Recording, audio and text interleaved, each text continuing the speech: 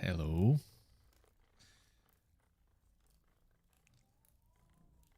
How are you doing?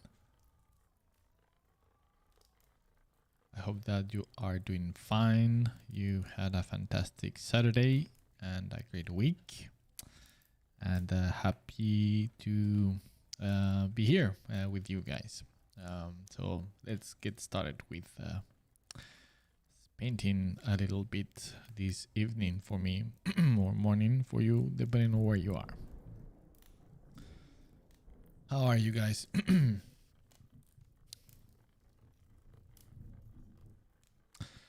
All right, so I had many different ideas of what to do today.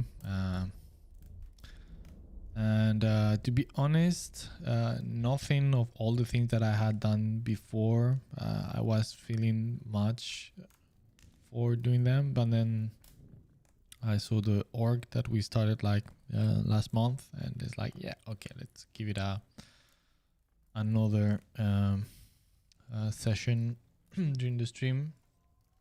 And yeah, let's see.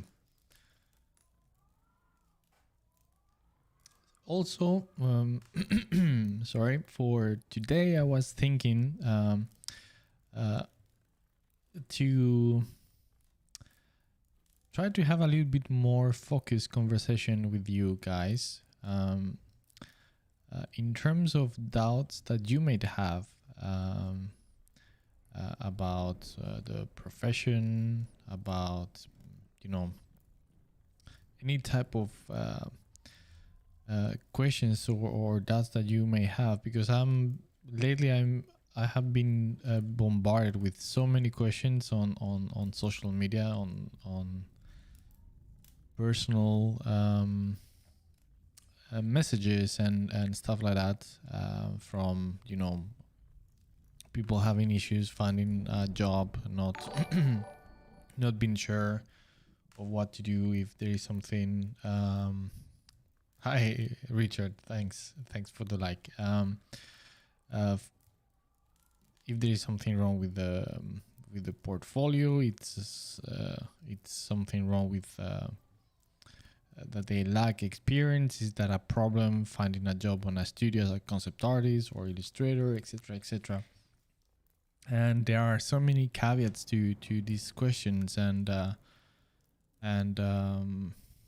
yeah, it depends from case to case, so it's very complicated to give a general answer. So, like I have mentioned many times, the main reason to create this this stream was to actually have an open line with you and the people that are normally asking me through social media, so I can give you a more specific and in-depth answer to some of those questions or doubts. And yeah, and sometimes we just talk about many cool things, but we don't dive in some perhaps things that might be very important for you, or to be honest, many times I feel that some of you might want to ask, but you are shy because for some reason you don't want to be on the spotlight or anything. But yeah, so I just wanted to encourage you just to this evening to ask questions, and I will do my absolute best to give you constructive and personal answer to some of those questions. But yeah, like again, it could be about anything. So it can be about you as your artistic journey, some more specifics about certain techniques, or you might be lost or confused about what to do, or you think that you might be doing something wrong. And I don't know. I mean, it could be anything, right? But most of the questions that I get on social media is regarding how to get jobs, um, portfolio issues, that not knowing really what to do with them, or not knowing if they have a proper portfolio, what things to have in mind, etc., etc. Some people being very lost, not knowing really where to go or what to aim for, what to expect, which I can understand because it can be very confusing. Regardless of how much information there is out there on the internet, but the fact that it's so saturated, it makes it also at the same time confusing. And even though there are plenty of absolutely fantastic sources of information out there, very accurate and very informative, and there is also a lot of bad things out there and very misleading. And of course, I'm talking about maybe channels or people that have a lot of reach, but still they are not real professionals, or they don't have the experience, and they give very bad advices sometimes, I feel, or give a picture of how things are, which are completely not at all how things are on the real world. So again, David Luca, hi Miguel, how are you doing? Always a pleasure being here. Hello, and always a pleasure to have you here. How are you?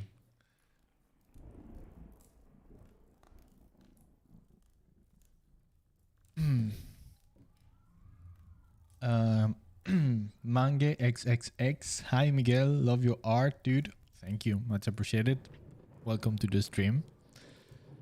First time for me being able to pitch into the stream. Yeah, I don't recognize your name, so fantastic. It's always such a awesome thing to see new names and people passing by. So yeah, very welcome. Also, be aware that there is a Discord channel if you are interested. Let me just post it on the chat. Oops, wrong tab. There you go. I will be sitting in the back listening and painting myself. Fantastic. That's music to my ears.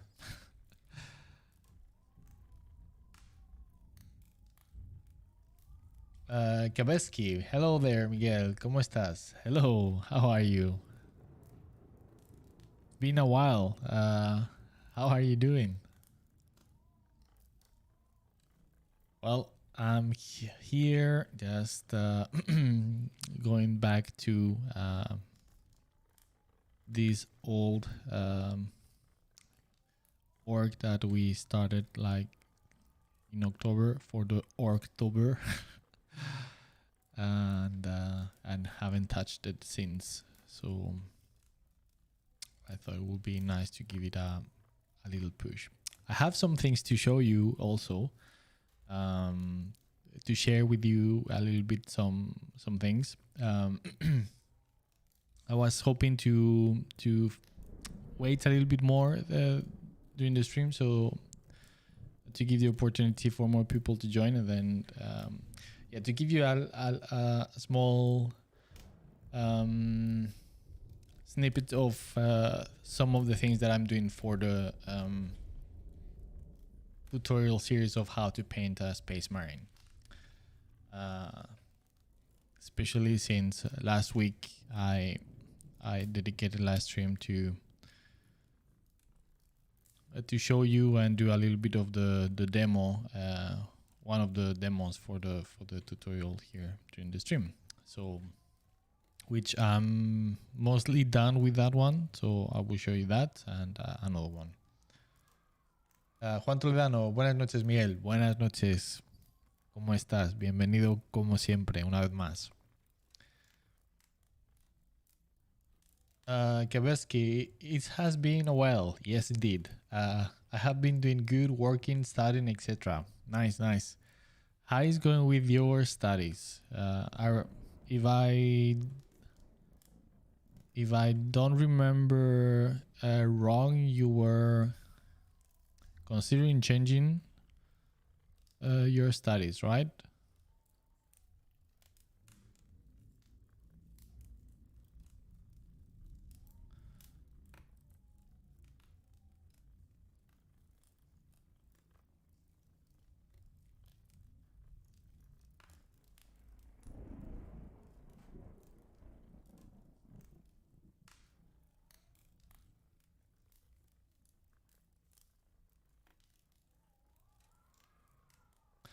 So yeah, going back in about this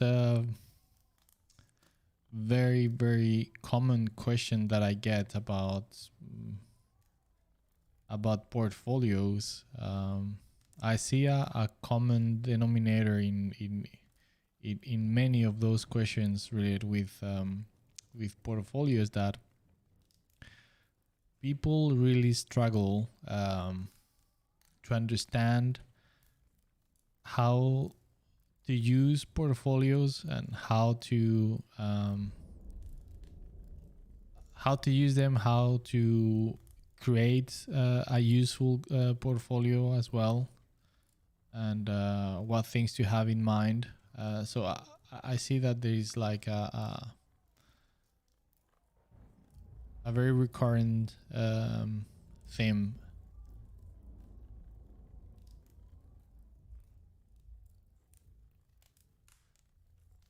And to be honest, is I'm not surprised either, because it's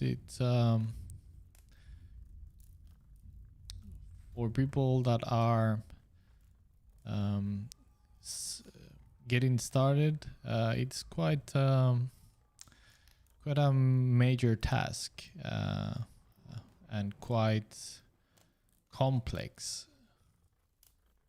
So it's quite normal. So if any of you guys here now on the stream, you have any questions related to that, please don't be shy and shoot. Once again, the main reason for doing this stream is to open a channel, so we can have a little bit more meaningful and in-depth conversations about these questions. And because I don't have the time and to do it through direct messages chat on Instagram, that I get bombarded with questions.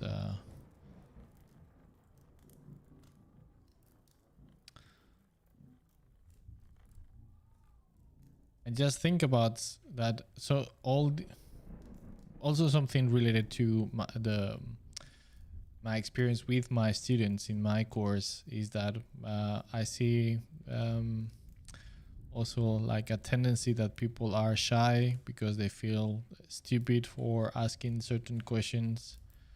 I always say that there is no stupid questions, and and you would be surprised of how many other people can benefit from your own questions, because they might be questioning or asking the same things, or having the same doubts, but they don't dare to ask. So yeah, I would love really to use this channel as a proper and nice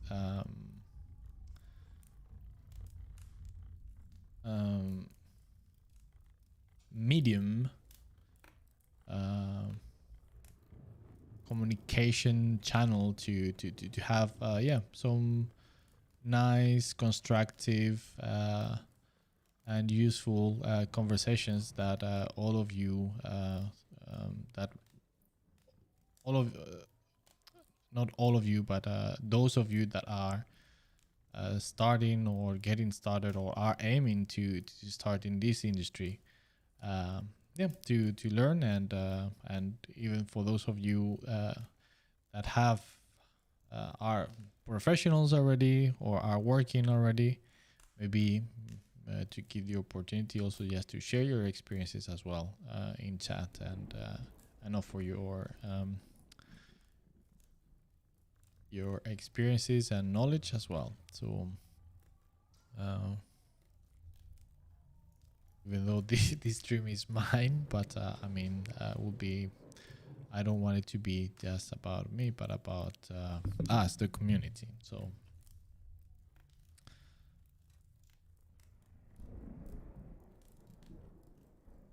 Andrea, really love the way you sketch your characters. A few exercise to practice sketching without using lines. Well, first of all, Andrea, thanks a lot. Very kind. Exercise to practice sketching without using lines. Yeah. Try to do how is it called in English? What's the word? When you are basically, I mean, this is the very typical exercise that you go when you go to art school or your neighborhood art workshop or something, where they put you, like a flower pot, and you have to copy, to paint that or to draw that. Those are actually very useful exercise to do if you are mindful of how to do it. So a good way to do that is put any type of object in a table or something, and try to sketch those objects just with planes of values, for example. That will be a good way to do it. So you start to force yourself to see not with lines, but with a more volumetric and planes.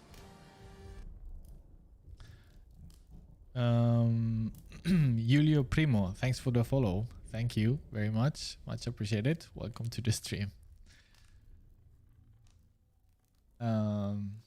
So yeah, those are actually pretty useful exercises.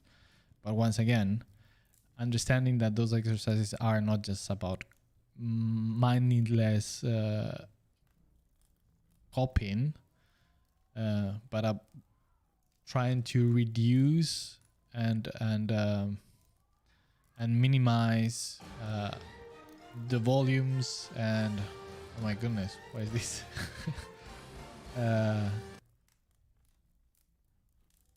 Mihai Christodulo, thanks for the follow and or subscription. Sorry, that's from YouTube. Thank you. You might not be watching right now, but yeah, anyway. For those of you that are not aware, I'm multi-streaming. So I'm streaming at the same time on YouTube, on Twitch, and Facebook. So some of these alerts might be from people that are just randomly, for example, in YouTube, just subscribing to the channel, but they are not necessarily looking at the stream. So, so yeah. Anyway, where I was, where were we? Yes, yeah. So about those exercises, yeah. So they're actually pretty useful if you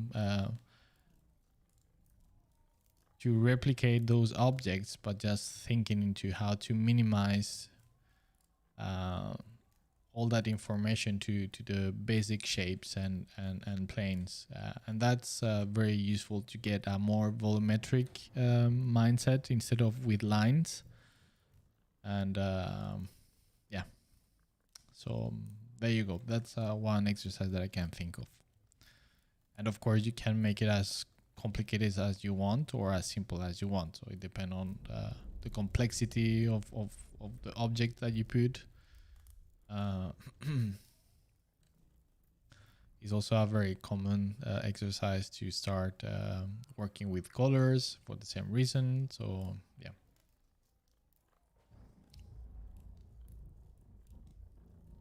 Kabeski, not exactly. I started my studies on game design this year, finishing the year as we speak. All right, Kabeski. Sorry, my bad.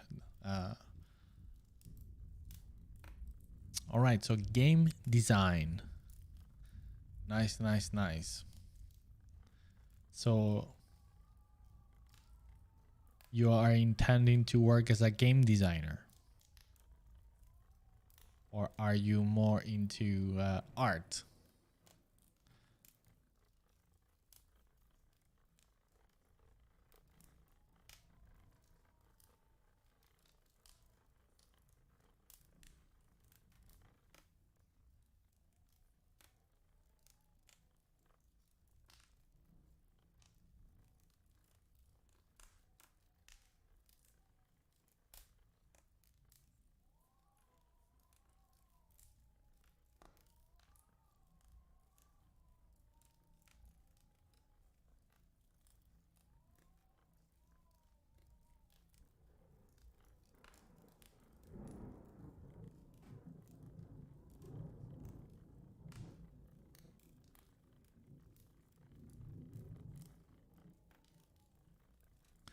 Oh no, don't tell me that now I have this back. Okay, there we go. No, okay, it went away.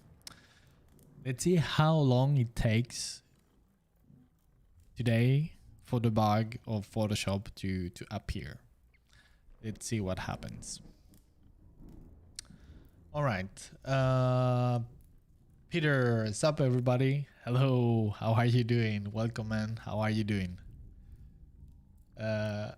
Rodolfo Solorzano. Hola, Miguel. Hi, everybody. Everyone, sorry. Rodolfo, bienvenido al stream. Encantado. Bienvenido. Mijael Cristodulo. Hi, Miguel. Are you a fan of Moto GP? Sorry. Hi, welcome. No, I am not. I love motorcycles. I think, especially from a design point of view, I think they are such cool machines, and the designs are like, love them. But no, I'm never been too much into it.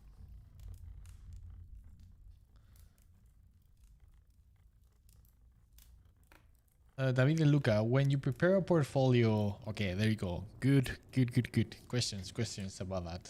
There you go. All right, let's see. When you prepare a portfolio for illustration, do you have to include only paintings that follow the style of the studio you are applying for, or also studies personal pieces in different styles? All right, that is an excellent question and very specific. So great. I would say, from what you are saying, from your question, so I'm assuming that we are talking about a portfolio that is done and designed expressly for one specific studio or publisher. So I would put most of all the material there, things that are related to whatever that studio or publisher works with. So if it's I don't know, a publishing house that works with let's say science fiction novels, and you are contacting them to work as a cover illustrator, then yeah, it would make sense that you put most of of the pieces that you put on your portfolio, they are actually covers for science fiction novels. Or so yeah, but at the same time, it's always good to add something extra that is a little bit different, just to show that yeah, you are more uh, uh,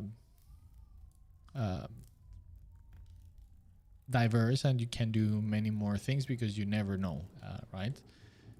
So it is always good to add something there just to show that you can do other things as well. But I think the best way is just to be as specific as possible. So yeah, most of the material in your question or example should be, in my opinion, about whatever they do in that place. So you show that you can do what they do. Another extra thing on top of that is that because I got this question the other day about if it was good to do fan art and to include that on your portfolio. And yes, it is good because fan art is nothing. I mean, in these terms and in this subject of portfolios, it's like, okay, yes, fan art is nothing more than, all right, so you are showing them that you can do the things that they normally do professionally on that place. The little subtle thing that I would say into that is that yes, fan art is a good thing to have in your portfolio. Fan art related to the things that they do on that specific place that you are making the portfolio for. Is that you add let's say that you want to work for, I don't know, Marvel as a comic artist or something like that, and you have plenty of Batmans. Well, Batman would be a bad example if it's about Marvel, but let's say Wolverines. And you just do plenty of Wolverines in your portfolio, right? And they are just normal Wolverines. That's a little bit. You will be one among millions that are doing the exact same thing. What you need to do is to do fan art that is a little bit different. So try to make a twist to that fan art. So it's not repeating the exact same thing that everybody does. So that's a way to stand out from the crowd and to show that you actually have something to say. You have an artistic voice as well. You are not just a human printing machine, but somebody with ideas and artistic criteria. So yeah, fan art is all and good and actually very useful, but always give it a twist. Don't just replicate what already exists, but just, I don't know, like another example. Let's say that you want to work as a, let's say, work at one of the, as a concept artist, character designer for one of the Mandalorians or the new Boba Fett show. And you have on your portfolio only Boba Fett's. So yeah, that shows that, yeah, you can do Boba Fett's, but nothing more. And probably what they are going to be looking for in there is just, okay, so a designer, somebody that can actually design and create new things. So I would say that it would be more useful to, to have one Boba Fett perhaps, but it's like to show characters that are inspired in Star Wars and in the and close to Boba Fett, but they are not something new, something that hasn't been seen. So just make your own characters, but still with a Star Wars vibe and a character that can't fit that that setting. So yes.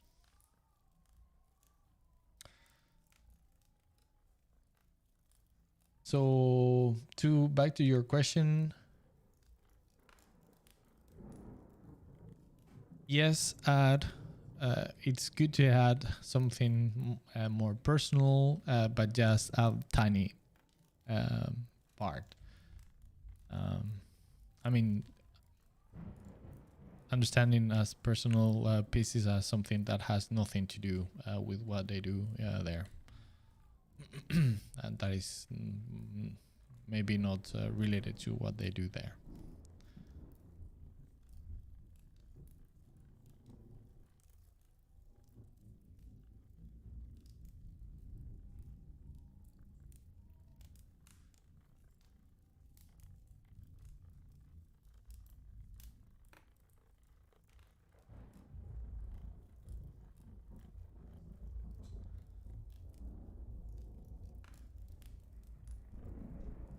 Josh Bentley. Hey, Miguel.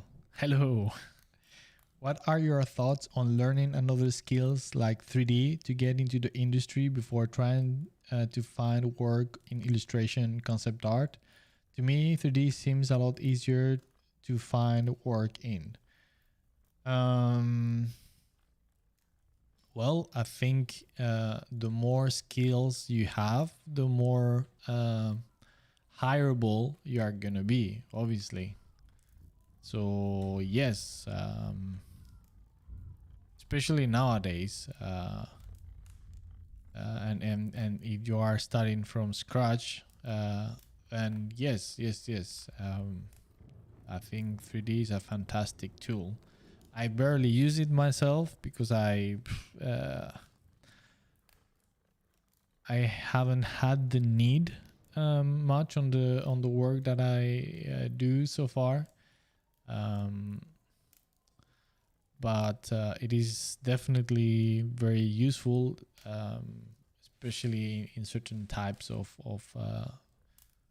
projects and work. I would say that more on concept art. On illustration, I would say that is it is not that important because illustration at the end is a more artistic feel and yeah. But concept art, yes, for sure. I mean, if you are gonna be or you want to work on films in designing sets or vehicles or stuff like that, yeah, it can be very useful because it's pretty fast.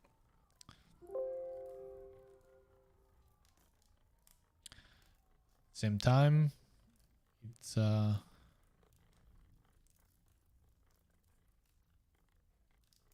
you can absolutely work without knowing 3D, uh, but I would say that I would recommend it.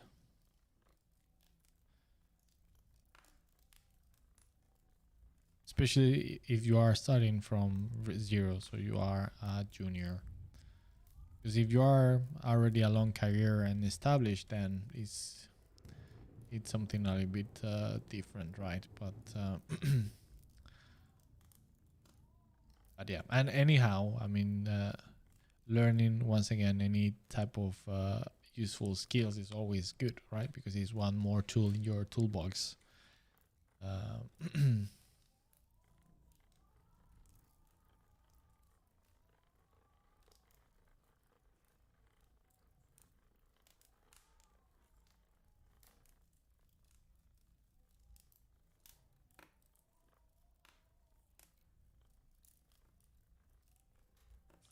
This is hello. How are you, Mister? How are you doing?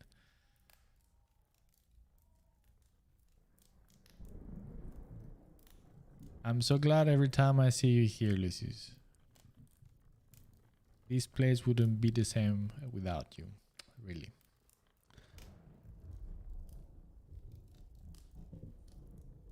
The Kilo Project. Hey, Miguel. I'm digging the work. Keep it up. Thank you. Thank you. Much appreciated.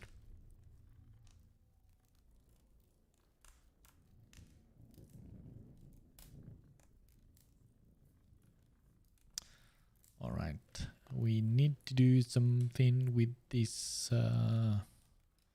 What is he holding?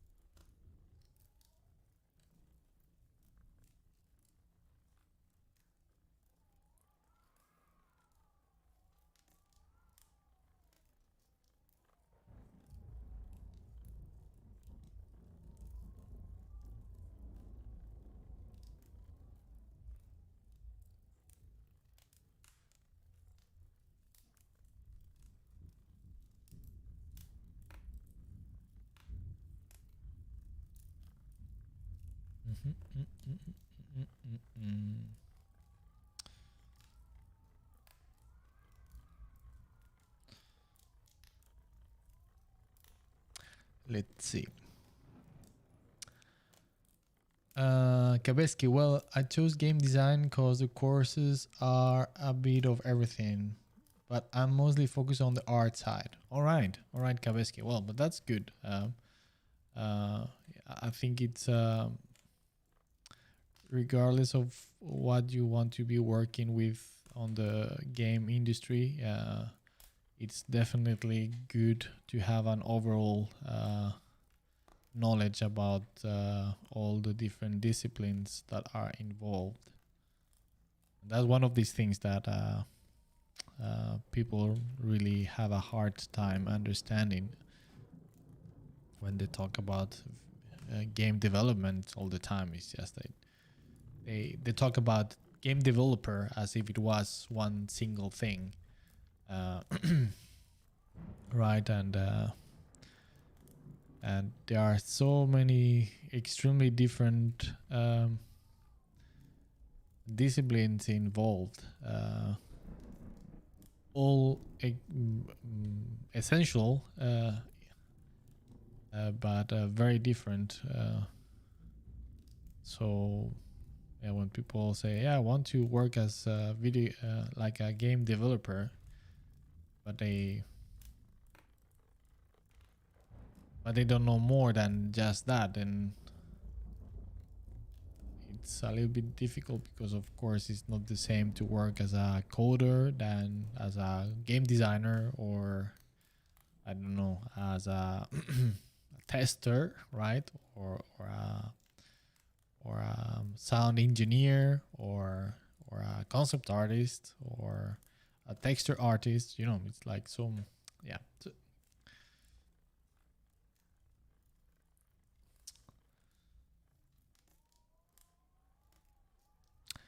So on that note, Kabeski, so is there, on the art side, is there any specific discipline that you are interested?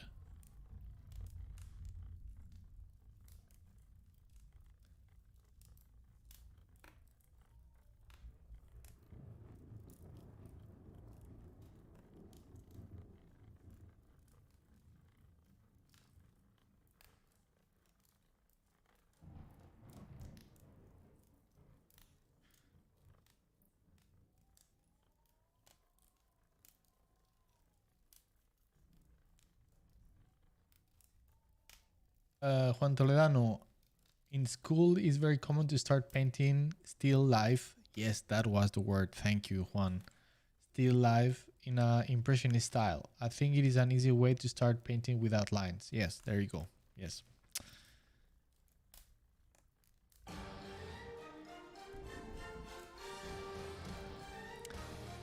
John McClintock, thanks for the subscription.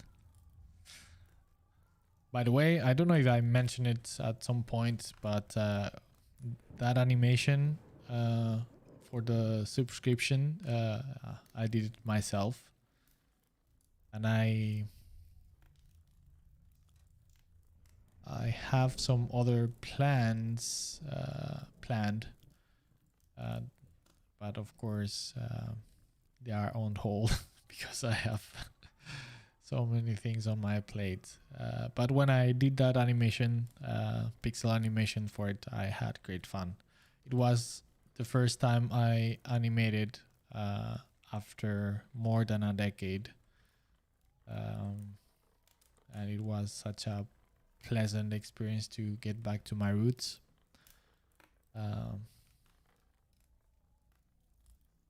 Because if I haven't told you about, I started in traditional animation.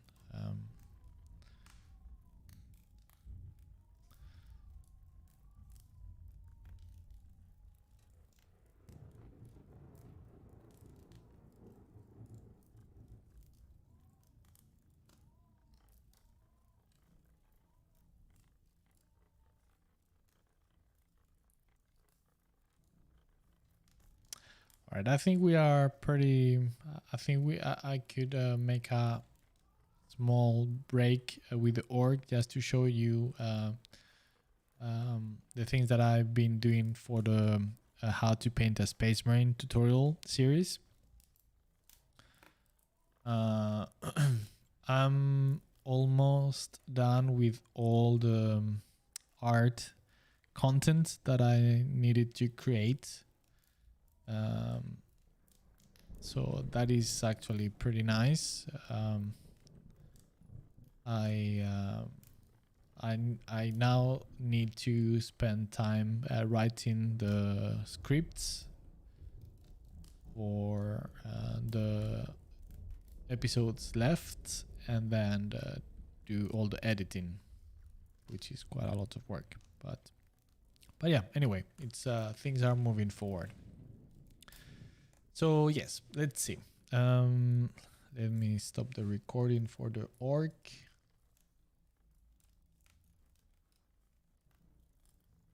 Right.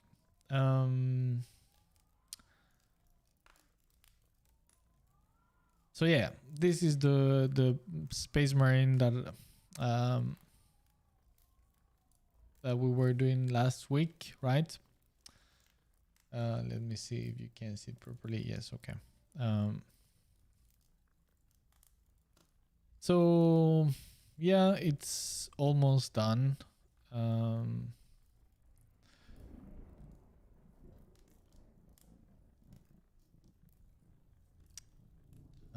With and without helmet.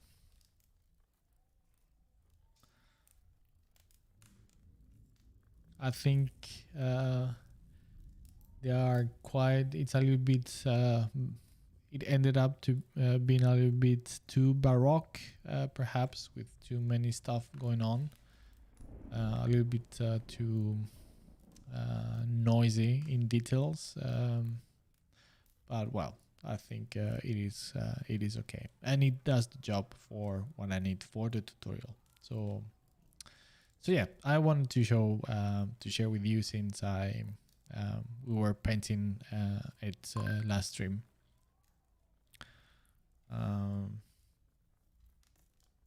This Mister, I have no idea how he could be called, but if you remember, I thought about using one existing chapter, but that there is nothing more than the names, and there is no lore, no images of anything about them. So Still don't know what he could be, because I found two. One is like the sword of the emperor, and the other one was the emperor's blades. So it could be one of both. And yeah, thinking more as some kind of champion, like a bodyguard for officer of the chapter, a captain perhaps. I don't know. So they are very good swordsmen. Therefore, the name. So I'm making up completely the lore, since there is nothing written about them. And yeah, any type of weapon with blade. So that's why I added also these knives or daggers. And and that they have very, or at least this character has a lot of purity seals with, as it called, with oaths of. So they are kind of very. They focus a lot in quests and oaths that they need to fulfill, and they have them on their armor and stuff like that. So yeah, that was kind of the idea.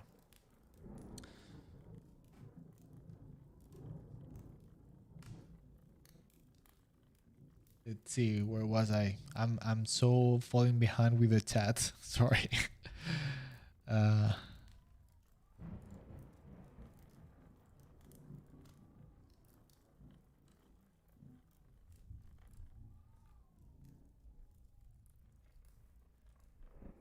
oh, somebody with Cyrillic alphabet.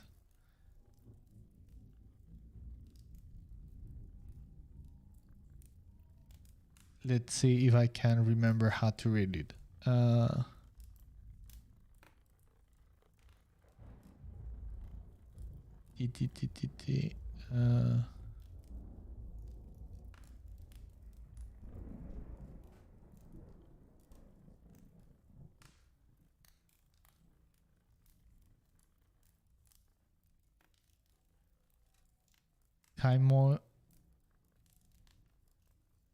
Kamoilov, and the first name I can't.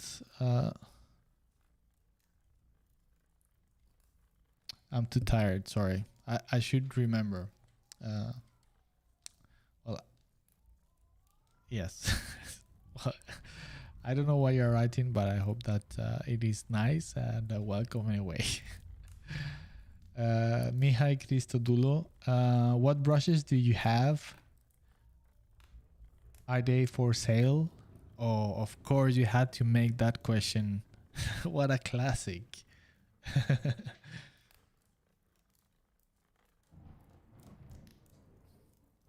Yeah, sorry, I don't want to pick on you, Mihai, but yeah, it's such a common question, and one that I'm a little bit allergic to, because I honestly don't understand that obsession with brushes. But yeah, I have plenty of brushes. Here you have. This is the library that I normally use.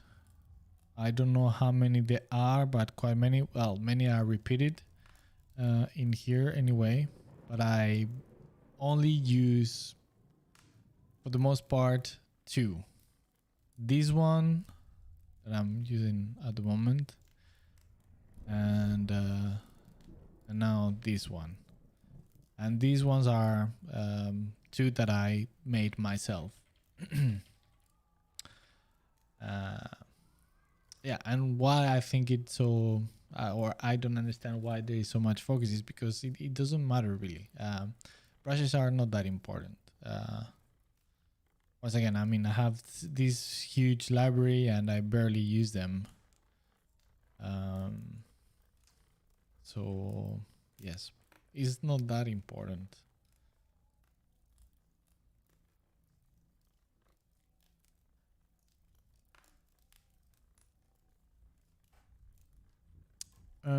Let's see, more. Luis Ramón, hey, how are you? ¿Cómo estás? Bienvenido. Hola Miguel, un placer escucharte. How are you? So interesting your tips about portfolio and fan art. Well, thank you. Glad that you find them interesting, Luis, and always an absolute pleasure to have you here. You are awesome. Arturo Salamanca, brutal como siempre, saludos. Saludos, Arturo, muchas gracias. Eres muy amable. David Luca, oh, thank you very much for the answer. I know it varies a lot and depends on the studio, but how many pieces can you have in a portfolio for illustration? All right, very good question. And you are touching in a tangent about also something important that I see creates a lot of confusion on people. And is I'm gonna go to your main question, but I want to tackle this before. And is that it depends. I mean, people get a lot of very confused with portfolios because they go to a conference or they hear one artist or one art director and they hear what they want in a portfolio and they just write down all those things. Oh, okay, the portfolio need to have this and that, and I want to see this and that. All right. And then they go and talk to another artist or another art director and they say what they want, and they might say something that is completely the opposite of what the other guy did said that he wanted. And like this, like many times, like you see a lot of many different opinions into what need to be in a portfolio. And of course that drives crazy to people and students, because okay, what I mean, it doesn't help, right?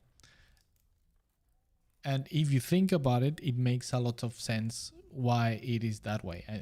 And when you think in these terms, you will understand why. So when these people are telling you that you should have what you should have in a portfolio, you should take that tip or advice not in general terms, as in any portfolio you should have this, but you should understand it as, in most cases, of course, I'm generalizing, is yeah. What they are telling you is what they want to see themselves. So if you want to apply for a job where they work, that's what you need to have in your portfolio to work on that place, because they are telling you what they want to see. But then, of course, if you go and apply to another studio, they might need or want to see something completely different on your portfolio. So what that other guy said he wanted might not apply to that portfolio. So yeah. So of course there are general advices of how you should prepare a portfolio, regardless of what pieces you put in it and for what. But in many cases, you need to take those type of advices as specifics for that place where that person works. Or yeah. So, all right. So sorry for going on a slight tangent, but that's something that I hear quite a lot, and I see a lot of confusion. So yes. So back to your question.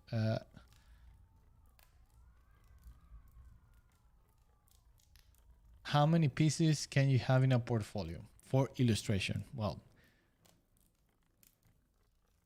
it depends, like you very well are saying, but it depends on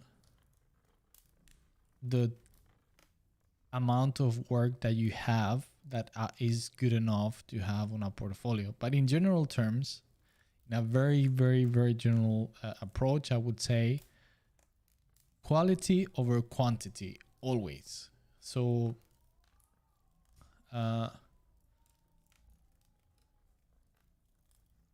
would say not a lot, because you have also to understand, and normally people that are gonna go through your portfolio are probably going to be very busy and are going to be looking at many portfolios.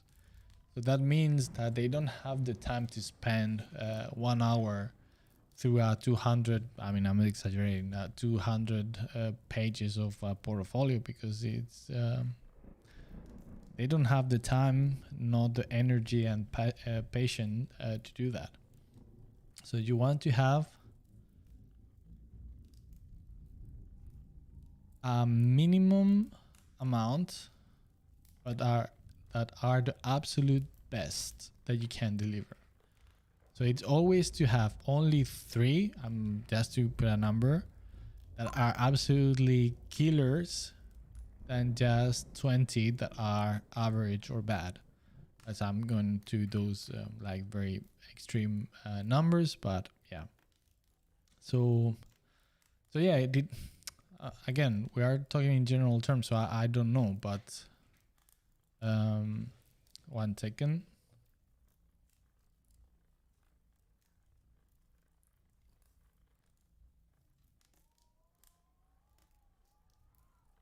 All right. Now start like always. Now I'm gonna have to be on the lookout in case my son start to scream or cry because he's sleeping. So now I'm on daddy duties. So it might happen that I need to go and check on him. But I will be back if that happens. So you are, so you know in advance, in case you are new to the stream and you don't know about this. But yeah. So anyway, as I was saying, so in terms of amount, well, it's difficult to say about a specific number because, it always depends once again on how much material you have. So that's something that you need to calibrate yourself, right? Depending on the amount and the quality that you have, but always have this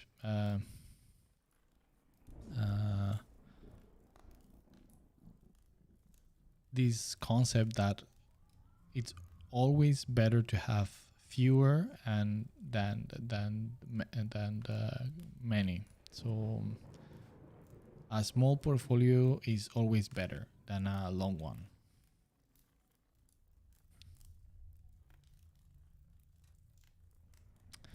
And I mean, there's plenty to talk about this. So there is also something to have in mind, that there are many different strategies as well that you can deal with this problem as well. That if you are interested, I can keep talking about. So please let me know if you want me to expand a little bit more into this. But yeah, just your specific question once again. A shorter portfolio is always better.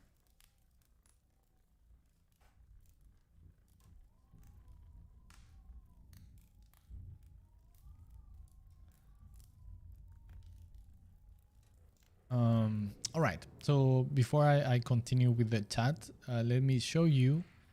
This is in gran primicia, as we say in Spanish. So I have, I think I posted like one sneak peek some time ago on Instagram about this image, but I haven't showed anything beside that until now. And now you're going to see the full illustration or work in progress, because it's very much work in progress. But yeah. So here is another demo that I'm doing. And this is a full Space Marine battle scene illustration. So this is a demo for how to do this type of illustrations. So yeah, it is very much a work in progress. There is much work needed. But yeah, I just wanted to show that despite the fact that it's taking me ages to fulfill that promise of the how to paint Space Marine tutorial and everything, been quite busy, and but still I'm doing things. So yeah, I just wanted to share with you a little bit of it. So yeah, pretty fun scene, I have to say. At the time that I've been working on it, I've been having a lot of fun. And as you can see, it's very classical and very much over the top. In this case, not with classic Space Marines, but with the new type primaries. Because most of everything that I have done for the tutorial is just for classical Space Marines, because of course I'm old school. But I just thought that, okay, so just in order to be a little bit into the present times, at least I need to do something with primaries, which, to be honest, for what is the purpose of the tutorial, doesn't matter if they are, it doesn't change much. So yeah, let's see. Let's continue with the chat.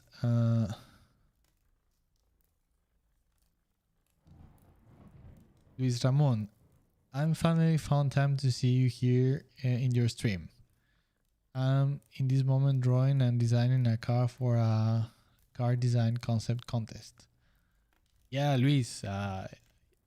Yes, I know it's been a while since you've been around, and I'm super happy that you finally could be back here. So yeah, it is awesome, and also fantastic that you are doing some car design. That is a fun thing and also super hard. Cars are quite a challenging piece of design work. I think it's some of the most difficult objects to design. So yeah, good luck, man. That is great. But yes, cars are challenging as hell. Wow. Well, best of luck, man. Yeppe Mig. I hope that I'm saying your name correctly. Sorry if I don't. Hey Miguel, big fan of your work. Do you do environments from time to time or only characters? Well, thank you. Very kind, and welcome to the stream. And yes, I do environments from time to time. Since I started freelancing, I haven't done much because, well, the thing that I enjoy the most is character design and IP development. So that might, of course, include environments. So yeah, to your question, yes, I do from time to time, and I have done plenty through my career. But the thing that I enjoy the most is character design, and since I started freelancing 4 years ago, I decided to show a little bit more of try to lean more into that type of work. Zeta, thanks for the follow, much appreciated. Welcome to the stream. So yeah, I try to lean more towards that line of work because that's the thing that I enjoy the most. So it has happened that for the most part, that's mostly what I've been working since I started freelancing. But yeah, I have plenty of experience, more than 15 years doing plenty of environment concept art. I mean, you can see some in our station. I have some environment work posted there.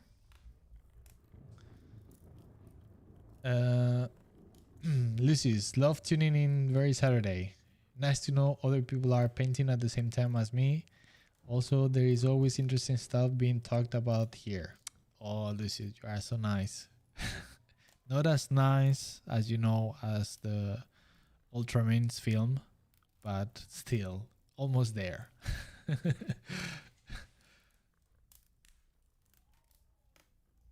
uh, and once again, it's awesome to have you here always.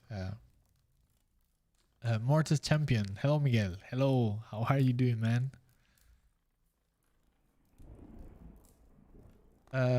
David Luca. Whoa, that Space Marine is awesome. Love it. Also quite original. Thank you. Thanks. Much appreciated. I don't know if it's original. Well, I mean, there is I guess as original as any Space Marines can be, right? But to be honest, but yeah, I mean, all the colors and everything is made up for to do this one. So color scheme and everything. So it's yeah, nothing special, but I think it works. But yeah, thanks a lot.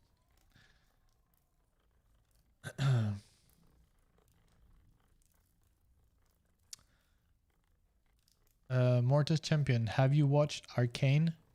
Yes, I have. I have. Well, there are some episodes since they are releasing little by little, and so far, visually speaking, and the animation and rhythm and everything is absolutely amazing. What I'm not enjoying so much is the story, the plot. I mean, I honestly, I feel that it's so. I have seen it 100 times already. It's so predictable. Everything, all the characters are so typical and has yeah. So in that sense, I don't give a fuck really about the story. It's just I find it like so boring, but it's such a visual treat. It's absolutely beautiful. It's yeah. It how how I could put it is that it shows something that I find pretty common into American products from the entertainment industry, so Hollywood, and in this case is Riots, which are making this jump, which is also pretty cool to be honest. But is that you have an absolutely delightful craftsmanship, right? In terms of yeah, the designs, the art, the pacing, the all these type of things. But then when you go into the substance, into what they are talking, it's just like so cliche. It's everything made from a mold. Is a formula that has been done hundreds of times. It works. There's nothing wrong with it. It works, but it's just a formula, and it gets repeated and repeated and repeated and repeated, and you get tired of it. So if you are young and you haven't seen much, then yeah, might be fantastic. But but if you've been around for some time, then it's just very boring. But again, I mean, just to leave things in a positive note, is absolutely outstanding. How beautiful and incredibly done it is. I have enjoyed it immensely because only of that. It's so nicely done. It's yeah, great. I mean, I think it's just because of that, it is more than worth it to watch it. Yes.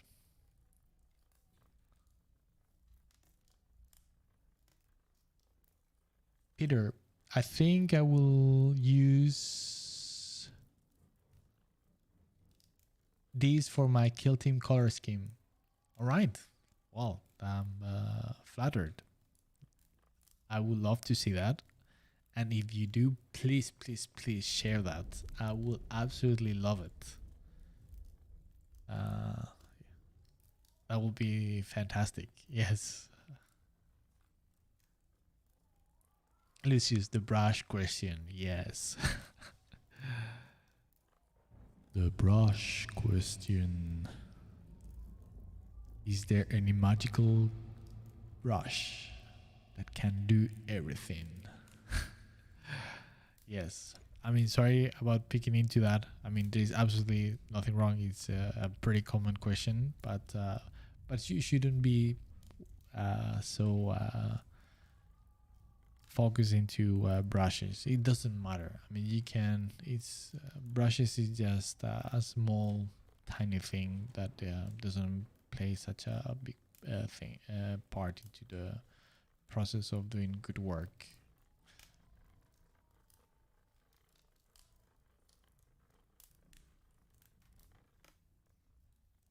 It's just that it's such a common question. So yeah, that's sorry. Mihai Christodulo. I'm new to the digital stuff and I don't know if I should use the default PS brushes or custom ones. Sorry if it was a bad question. Again, sorry, my bad.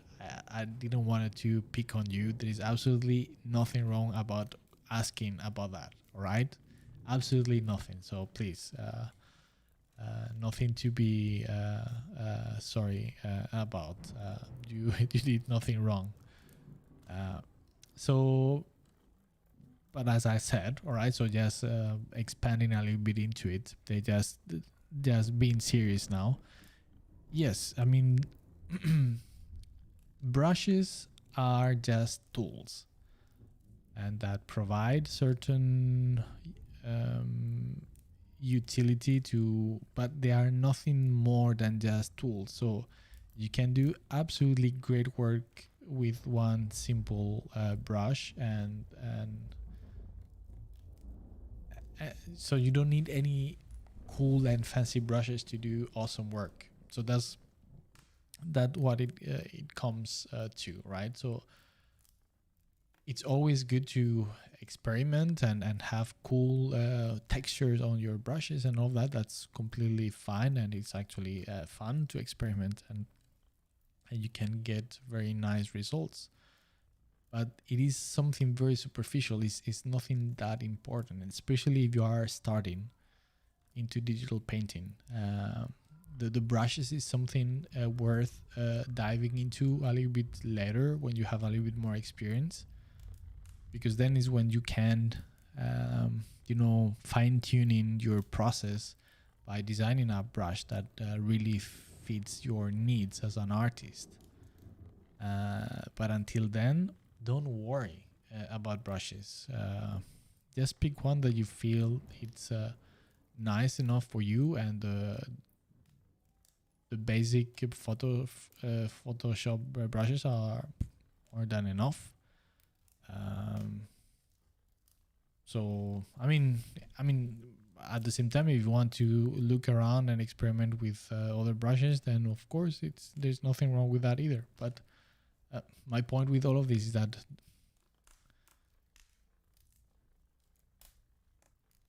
there is absolutely no need to worry with brushes, and they are not that important. So yeah. And then in relation to that question, because that's another variant of this question, is can we have your brushes somewhere? And this is such another typical question, not only to me, but any other artist. It's always a very common one. And the thing is that in my experience, own experience, but also from colleagues and stuff, is that at the end you can have an enormous library of fancy brushes, as I have myself. I have plenty, but you end up just using one, two, or three, and that's it. You don't need more. I mean, you might, some of them are good to use for some specific texture or like quality that gives, like something sharp or, but they are very tiny moments in the process that you use them. I mean, in percentage, I would say that 98% of my time I'm using just one or two brushes, and only 1 or 2% of the time I use one specific brush for something very specific to give certain thing with texture, and that's about it. Yeah, so it's more like a something to play around, but not that vital or important. Yeah. So yeah. So what I was going to say with all of this is that with sharing brushes and everything, is like what I would always encourage people is like, instead of taking brushes from somebody, is to create your own brushes, because the truth of the matter is that after a while the most likely thing to happen is that you will never use those somebody else brushes, because those brushes were done by that person, designed by that person to fulfill their own needs that they are not necessarily yours, and your own taste, right? So it happens that at the end you get bored, you don't feel, so for that, the best thing to do is to create your own brushes. Because if you think about it, is that, okay, so you are fine tuning and creating the perfect brush for you, because there is nobody knows better than you what you need than yourself. And the truth of the matter is that is quite easy process to design your own brushes on Photoshop. A long time ago, I had the plan to do several episodes long. Oh, sorry, my son. I need to go and check on him. Sorry, I will be back. 1 second.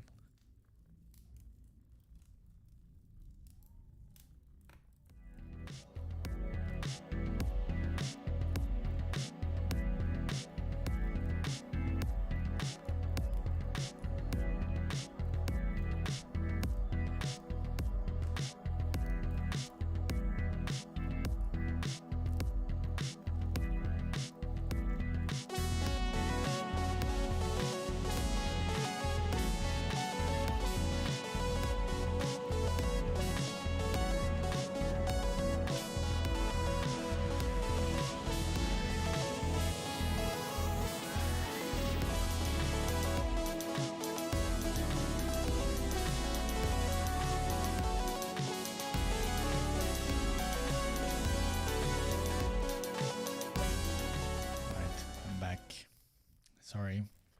Yeah.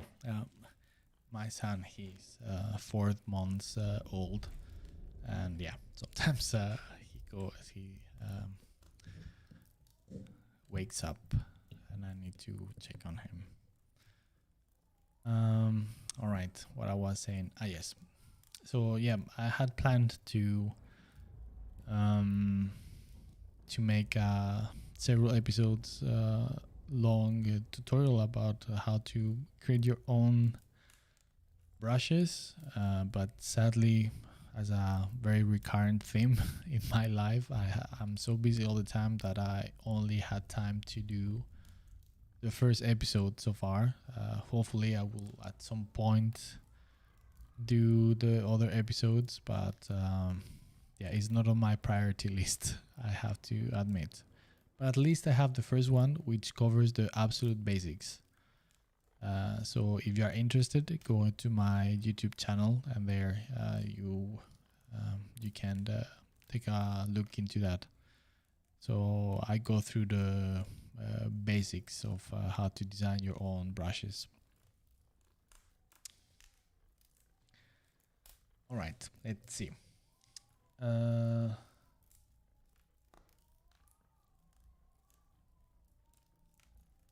Julio Primo, your work is incredible as always. Thank you.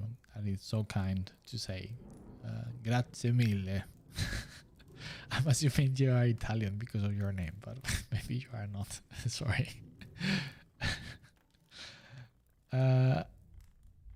The brushwork, the volumes, all of it, such an inspiration. Thank you. Thank you. Yeah, you are very kind.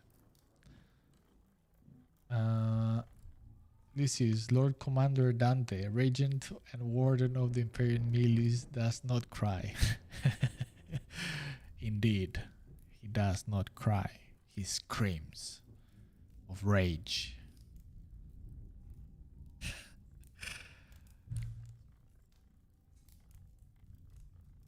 That's an ongoing joke for those of you that have no idea what we are talking about. My son is called Dante, so that's why. And if you are not into Warhammer lore, there is a very famous character, Space Marine character there that is called Dante, so that's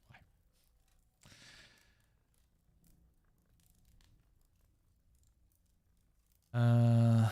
Yeah, so I was showing you this work in progress. Juan Toledano, Mortas, Lucius.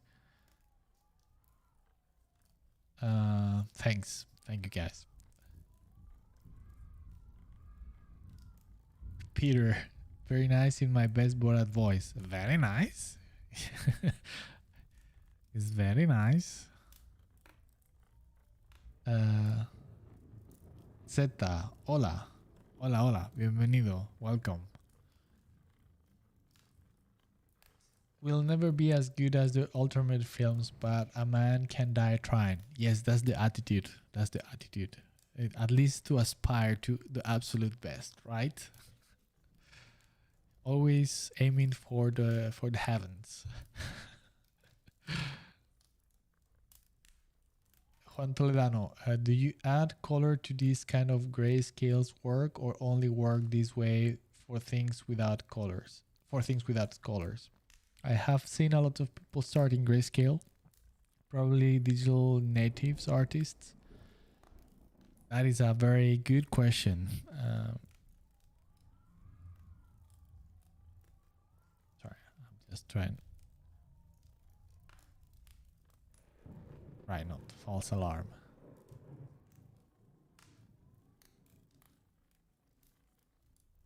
Lord Commander Dante, I don't know if he's complaining or not.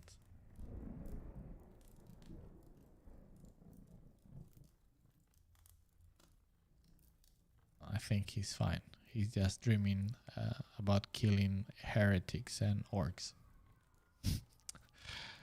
All right.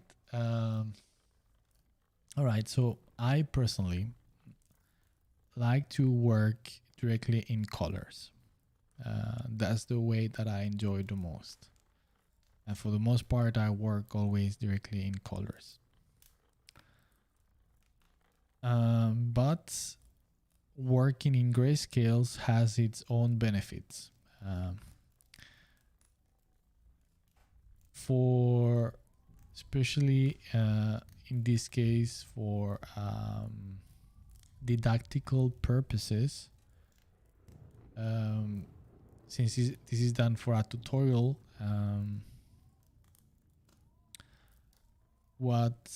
so there are many reasons why you can't work in grayscales first. So one of the reasons is this that I'm explaining. So since this is about creating a complex and difficult scene, if you work in grayscales, it's a good way to kind of minimize the complexity of your brain processing power, right? So you don't need to worry about the colors. You are just um, separating all these things for later, so you can focus on the composition, on the values, stuff like that. And then once you are done with that, then you can deal with the colors, and at least so you are making the work a little bit easier for something that can be very overwhelming, because you have to think too many things at the same time. So that's one reason why I decided to do this in grayscale to show on the tutorial. So assuming that there is people that are beginners, then it's a very good process because it makes it easier. All right. Then there is another reason for that, and that's more tied into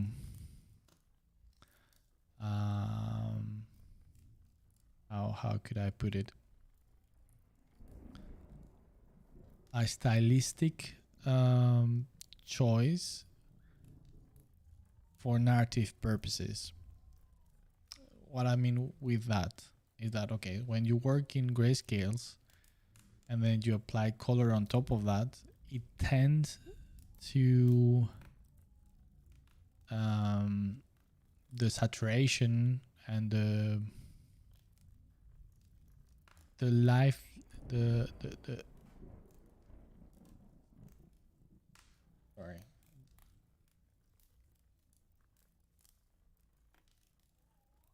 what was I saying?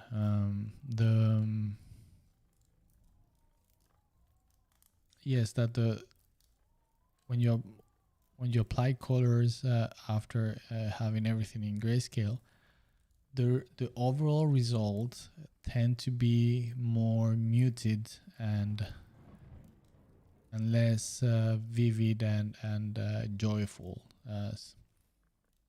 It tends to blend and make everything a bit more muted from a saturation point of view of the colors. And that is something that suits very well into this style of 40K, right? And a dark and dusty battle scene. So that's also something that that can help. So I'm aiming for a scene that is not very colorful in that sense.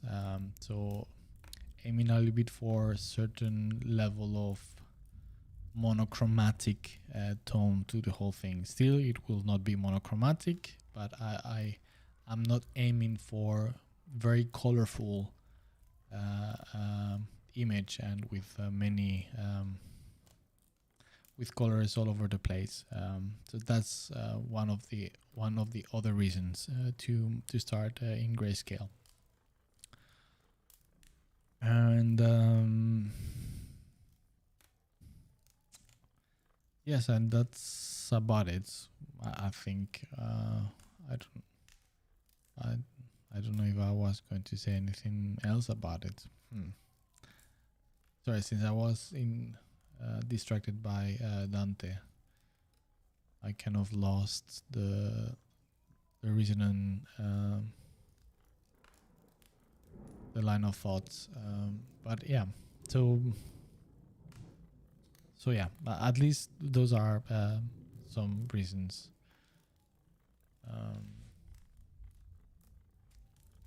Because it makes the process easier, and because of the type of end result that I'm aiming for.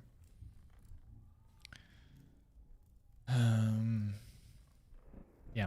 Yeah. Now I remember. Then there can be another good reason that can be related to the more to technical reasons for the process. Let's say because it has happened to me, right? Perhaps you are working with a client and you are working on a, let's say that, okay, now it's for real. Sorry, I need to go. I will be back again. Lord Dante is requesting my presence. Wish me luck.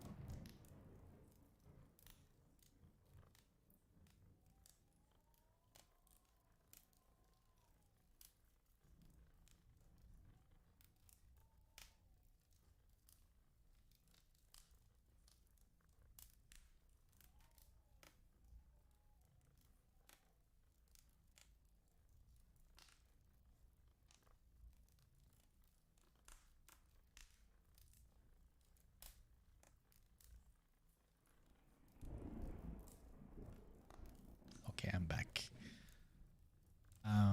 Sorry. So yeah, one of the reason why it can be useful to work in grayscale is like, let's say that I'm working on a new Space Marine Army illustration, let's say, and let's imagine that I'm putting this example just for the sake of the example. And let's say that they don't still know what are the color scheme because they haven't come to think or make a decision into that. So just by working in grayscale, it means that you can start working on the piece until they make a decision into which color scheme these characters are gonna have. And yeah, it doesn't, you don't need to wait, and you can start working on it. So that's another thing. It can also give you the possibility that you can do many swipe colors very easily, you know, by just adding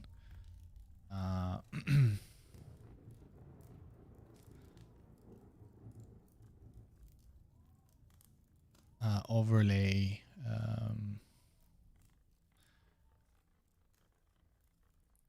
an overlay color, right? It's like, so they are green. It's like, okay, fantastic, but we are not sure if we like this.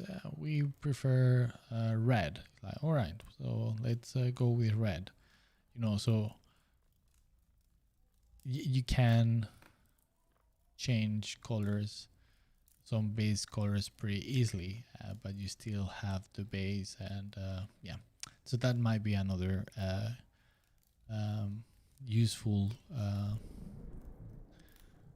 reason to start in grayscale. So maybe you are designing a character, and yeah, you just want to think on the shapes and stuff like that, and not focus or distract in colors. And once you have the base design, you can do several explorations and variations just by applying different colors, but still on the same base, right? So, I mean, those are some of the reasons why. I myself, I tend to prefer to start directly with colors because it's more complicated because you need to think about more things at the same time, but it provides more. The colors become stronger, and the use of colors it's more vibrant overall. And I like to I prefer to work that way, generally speaking. But yeah, so those are the thoughts that come into mind. Yes, I hope that this was enough. That covers your question.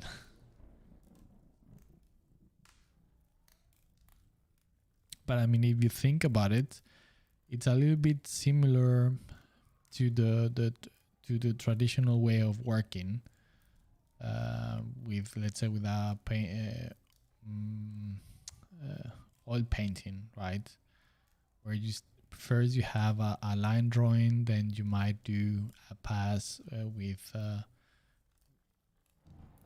more in detail with um, with values, and then you apply washes to add certain tone to that, and then you start to paint on top of that. So it's, in that way, it's something similar to that process of traditional medium, but in digital.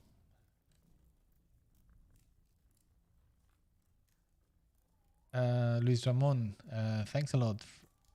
First at all, the primicia.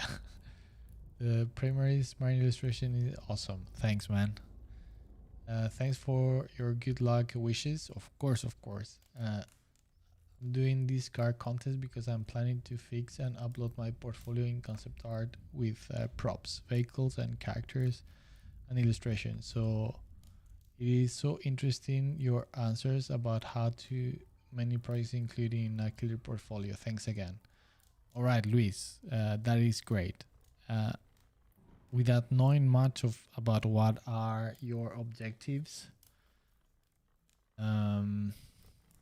for what you're aiming for exactly for your portfolio, but you are saying certain things there that are kind of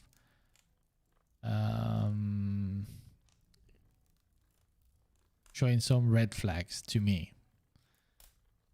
And is that you are saying a portfolio in concept art with props, vehicles, characters, and illustrations.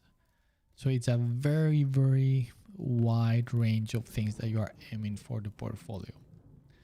And that is all right if you want to present yourself as a generalist type of a concept artist.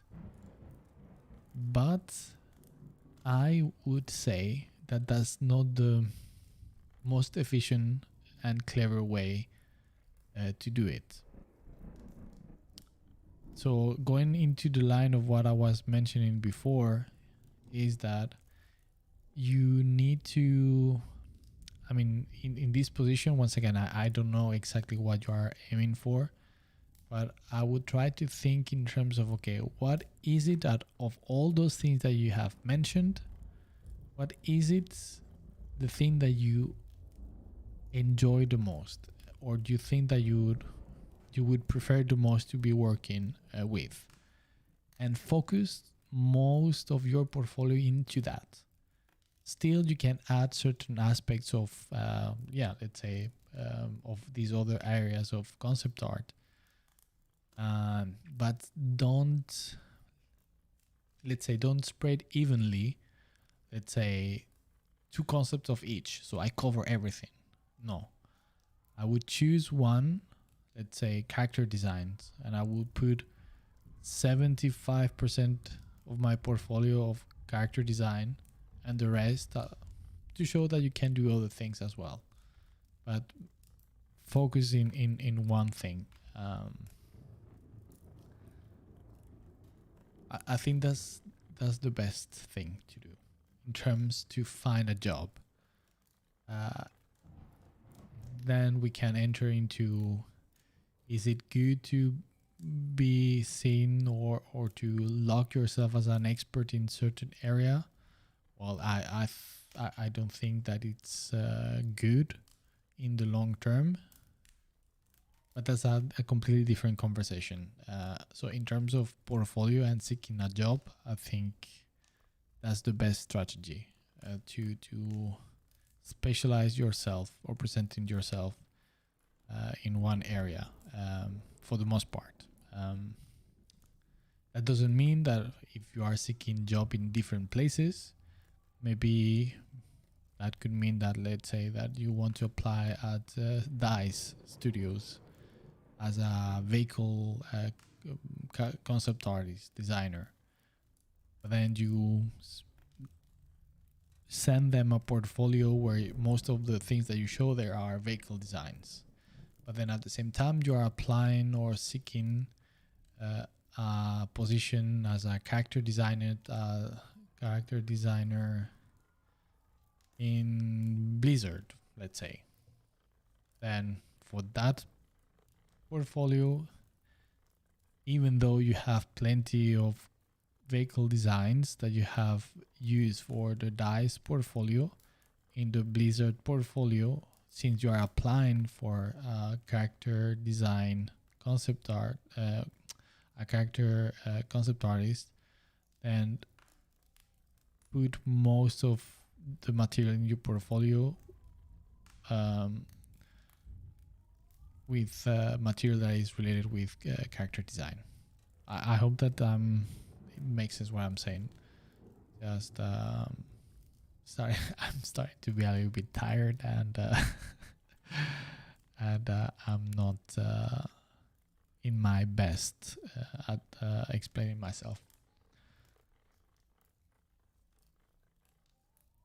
Mortis Champion. During every episode, in almost every scene, I would say, whoa, and whoa, the art of Arcane deserves an art book. Yes, yeah, I'm totally agree. Is a treat to the eye. It's fantastic. I'm especially enjoying the environment art, the backgrounds, and the moods, and yeah, it's lovely. It's very, very good. I totally agree. And and I can assure you they are working on putting a book of art of Arcane for sure.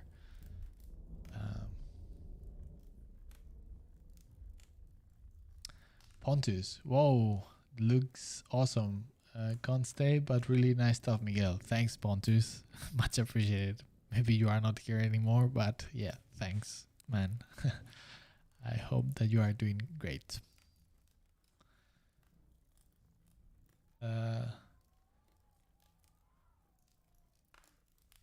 Tiny or Tinai. If you are starting out with digital brushes, I think you should pick one solid brush with opacity jitter and stick to it for a while until you understand some basic painting skills. Yes. Uh, exactly. I once again, the brushes are not that important. It is not worth it to spend any time or thought into them unless you want to experiment for the fun of it. And sure, but just as something not that important. Focus on what is really more important, which is to learn how to paint and yeah, just wait for that when you have a little bit more wider understanding.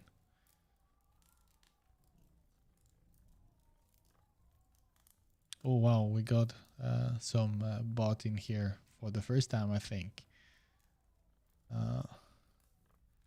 That was about time.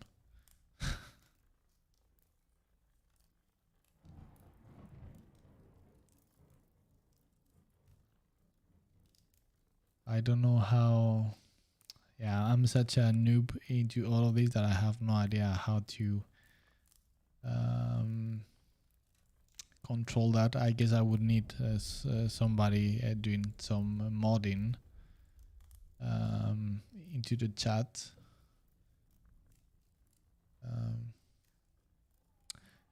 But yeah.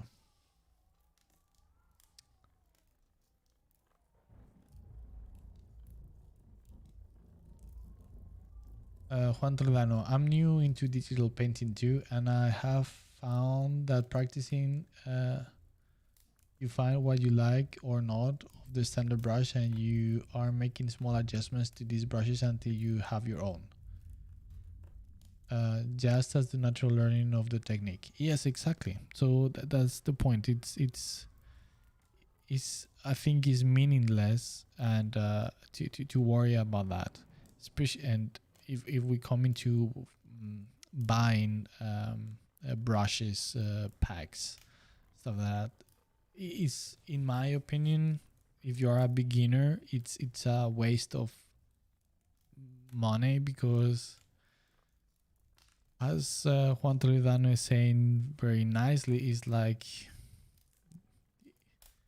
you still don't know what you like and what you don't, and the best way to know that is just by uh, practice with basic brushes, and until you start to feel like, oh, I actually I would love if this brush would do this instead. And the awesome thing is that you can go into the preferences and adjust those things, and little by little create your own, or adjust others that already exist. So that's what I'm always been very adamant into recommending people, just to create their own brushes, because you will end up with the best possible brush for you. Um,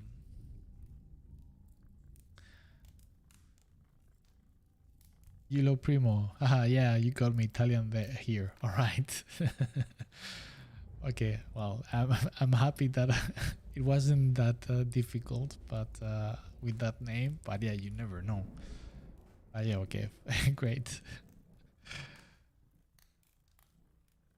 Rodrigo Saldaña. Hi, Miguel. Can you give some tips for self-taught artist? Oof. Wow, that's a very wide. I don't know, man. It's why can I? What can I say? Uh, be patient. Enjoy. Focus on the journey, and not the and not the end of the journey. So it's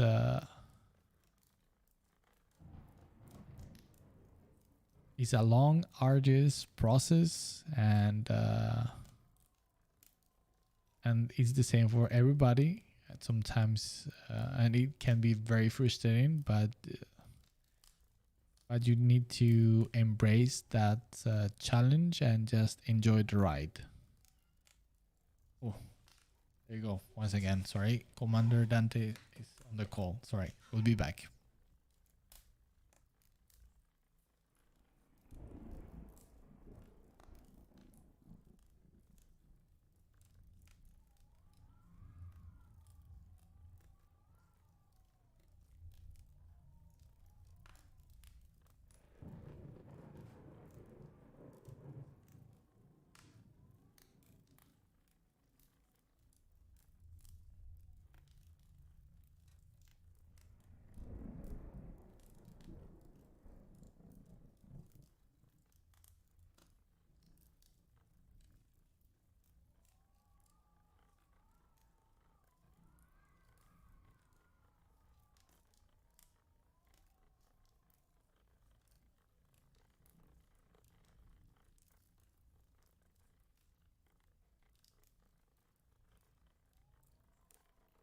Sorry.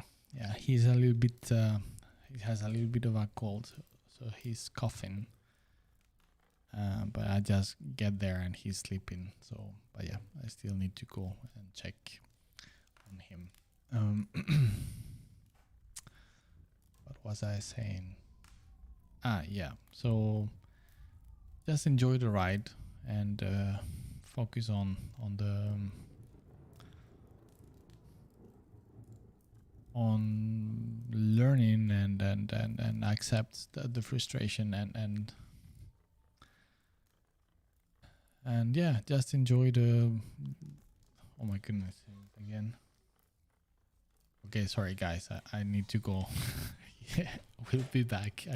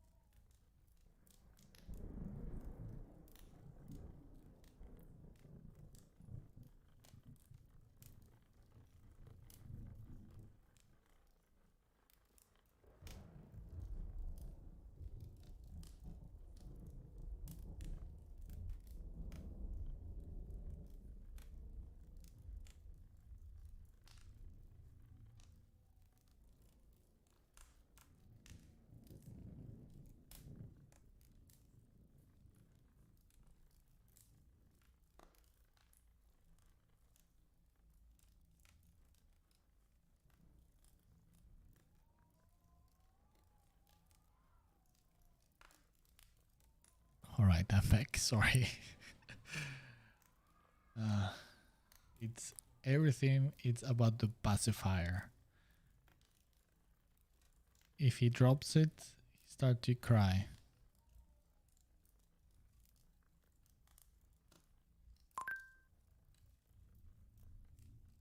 And by the way, what a horrible word it is in English, pacifier. You know, in Spanish, for you Spanish, el chupete, pacifier. Feels like it's it's like a give him the pacifier. It's like I don't like. Give him the pacifier. He will destroy worlds with it. He will crush empires with the pacifier. I don't know. It feels like from a over the top fantasy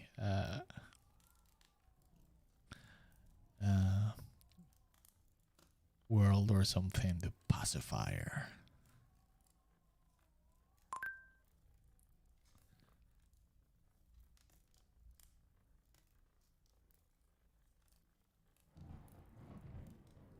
David Pa, hey. Guay, increíble como siempre. Muchas gracias. Muchas gracias, David. Muchas gracias. Y bienvenido. Hacía tiempo. Juan Tredano, thanks a lot for the answers about grayscale. I will try to do something that way. Okay, yeah, my pleasure. No worries, man.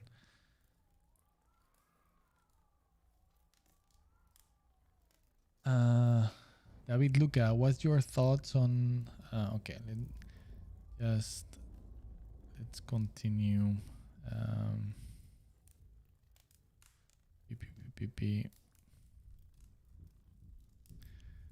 Let's continue with the org while we talk.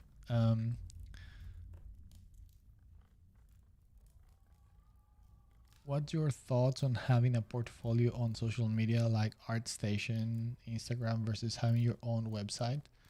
And when you send studios your portfolio, do you send them a link or a file? Very good question as well. You see, I mean, this subject of portfolio, it's a very lengthy one. And yeah, with many different things. So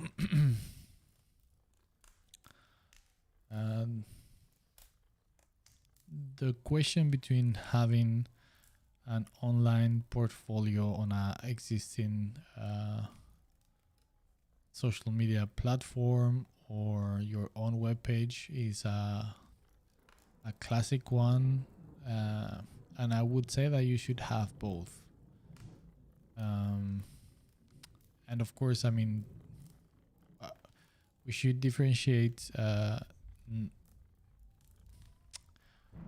normal social media platforms from platforms like ArtStation, which are more like a portfolio. So I think at the moment, ArtStation is a must to have a portfolio because ArtStation has become the place for recruiters or art directors to check on artists. So they do actively look for people in there. So yeah. Then there is the argument that you should also have your own website because you don't depend on third parties to expose your own work, which is also very true because you never know. At some point, something might happen to our station and they close, or I don't know. And then if you don't have any other way to make your portfolio, then you are screwed. But at the same time, well, you always can create your own website and then you are covered. So for example, myself, I do have an art station and I have my own website, but the truth is that even though I have my own website, I barely touch it because, well, I've been kind of lazy in one way. At the same time, I'm so busy with so many things, so I don't have the time. And our station is working fantastically, and at the moment, I'm relying on our station for that purpose. And it does the job, so it's fine. But still, I have my own website, which it's very left behind, and I'm not taking good care of it, and I should. But yeah. So to your question, both. Then using other platforms like Instagram to show your work, well, as well, is not per se a portfolio type of platform, but still you can show and expose your work there. And I think you should you should have both your own website for the long term, but our station is short term. I think it works. It's fantastic, and you don't.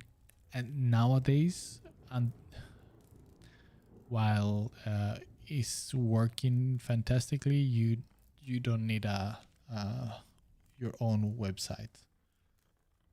You at the moment you don't need it. With our station, is more than enough. But as I was saying, the argument is like, well, since you never know what might happen in the future, it's always good to have a backup and to have your own. So yeah.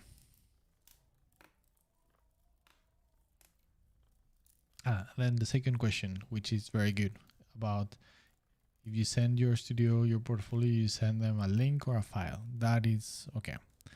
So to this, and listen carefully to this, because this is a very, very good tip that I'm gonna give you here. Now that nobody's watching and listening, only the internet. But no, seriously, now I'm dead serious. This is a very, very good tip, and you all of you should write this down. The best way I could recommend you to send your portfolio or get in contact with an art director to show them your portfolio is this way. send them an email saying, presenting yourself, of course, showing your interest in working with them. And in that same email, insert one image only. And what I mean with insert is not to attach the file, but to have the image there in the text. So it's just like a bam. This is my work. There is absolutely no way they can avoid it, right? And only one image. The reason for this is, as I was saying, most of the time, art directors or people that are responsible for looking for artists or checking applications or portfolios, that they doing those things are not their main work. That's something separate. It is not their priority at all. They are busy, they have deadlines, they have meetings, they are stressed, they have many things in their heads. So with that in mind, think that maybe they don't have the time to go and open a file or push a link to a website that is that doesn't work or doesn't load or anything. Just by inserting your absolute best picture in that email gives you the opportunity to present your work in a extremely easy and time-free fashion to that person. They don't need to spend a second or any thought into checking, or they don't need to think like, should I even take a look? It's just there. So if that image is good enough, it's automatically gonna trigger that attention. You are gonna catch their attention. Is that, this is actually pretty cool. In that same email, aside from that attached image, then you add a link to the portfolio that you have especially created for that studio. So by adding that attached image, what you do is that, once again, you catch the attention and the potential interest. So if they are stressed, if they are in a hurry, now they are compelled to check that link that maybe otherwise they perfectly couldn't have the time to check, or because they would be too stressed to whatever. Now they know, oh, this is actually cool. So you are kind of exponentially expanding the possibilities for them to check your portfolio and actually taking an active look into it. So you are basically making their job very easy. Especially think that sometimes people just send a link to their webpage. I mean, going back into this, the previous question about if you need to have your own webpage or ArtStation or something. The good thing about ArtStation is that it is well presented. It's super easy to navigate. So you just go into somebody profile and the work is already there, right? So you need to treat your ArtStation as an active portfolio. So you need to consciously think where you put what, in which order, etc. Because it applies the same concepts of real portfolio in ArtStation. But it happens that in many cases people think that, oh, I'm gonna have a web page that is gonna be so fancy with so many design elements and animations and stuff, because I want to show how awesome I am, professional and edgy. It's and the truth of the matter is that the absolutely most vital feature a portfolio need to have is to be easy to reach and to read and access. And many of these fancy looking and animated web pages, they are horrible to navigate. You are there staring at the web page and you don't know where you need to click. It's messy. And sometimes, once again, I insist, these people, and I'm talking from experience because for a long time I had to do these type of things back when I was at Ubisoft. You encounter one of these web pages and you are stressed, you don't have the time, whatever. It's just like you clicked, it didn't work. You click several times, it doesn't work, it doesn't show. It's like, fuck it. You close it and you just move to the next one, or you just completely forget it. So if you have your own web page, it needs to be super simple and easy to use and navigate. So going back to this. So in that email that you send, you have this insert image that is just like your catch image. Then you said, okay, here's my direct link to my portfolio. So if that inserted image is good enough, hopefully they will get triggered by, it triggered their interest. Then they will click that link to your portfolio and they will take a look at whatever. And that portfolio will be specifically designed for that role. Then you can always add an extra link and say, and here is a link to all my work in case you are interested. So you are just going from a priority list. It's like, here from the minimal but my absolute best, this is the second, this is my portfolio in case you are interested, and this very catered to what you need or you are looking for. And this third option is just in case you are even more curious of me as a person, as an artist. And there's this other more personal work. If they have the time, they might take a look, maybe not, but at least the most vital and important things you have, show them fast, easy, accessible, and well presented to that person. This is gold. And I'm sorry to say that, but it is that way. So I hope that you are taking good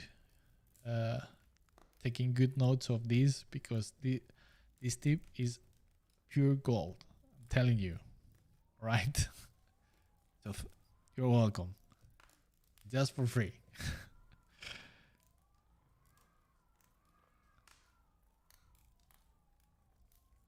And with that, I think I'm done for today. Actually, it's quite late. Let me just catch up with the rest of the chat and.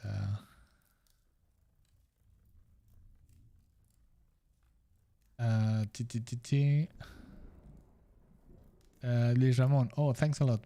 Maybe I'm struggling so much for the generalist and trying to work in so much things, characters, etc. with the wrong idea. That way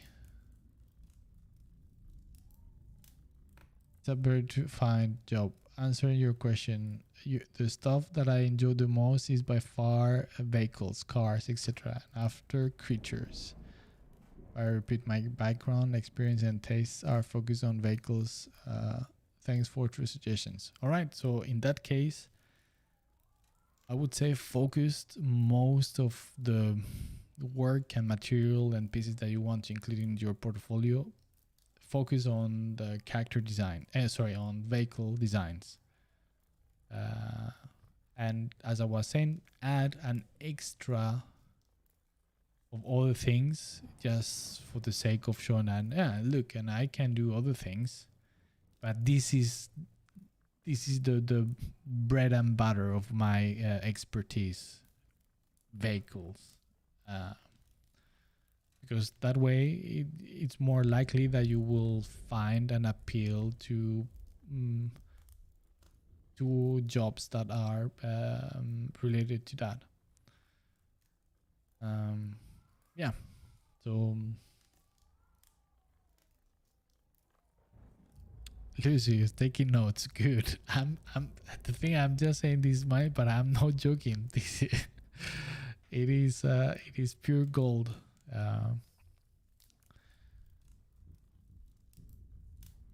Oh, it's for a real a good tip. Thanks. No problem. Again, my pleasure.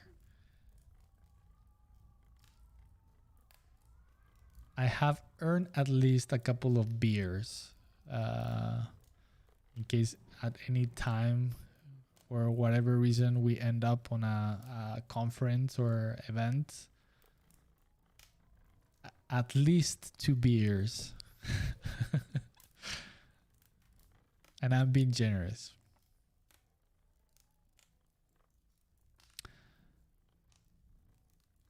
Juan Toledano, me tatúa el master tip.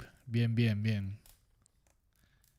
Aquí, you tattoo that tip here on the forefront. So each morning when you get up and you look on the mirror, you read it and you remind yourself, yeah.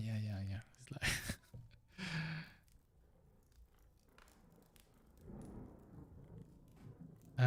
David Luca, whoa, man, thanks you very much. I have written every single bit. Thanks again.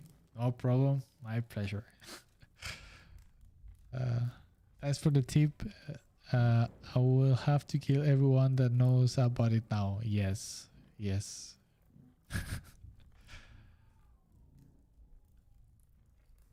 Luis Ramon, thanks a lot. Me taking notes also about your goal tips and suggestions. Okay, good.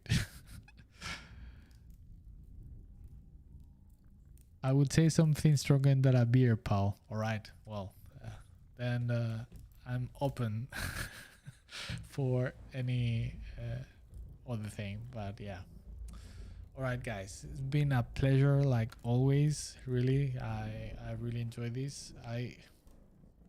The things I now with Lord Commander Dante, I cannot do longer streams because I end up super tired.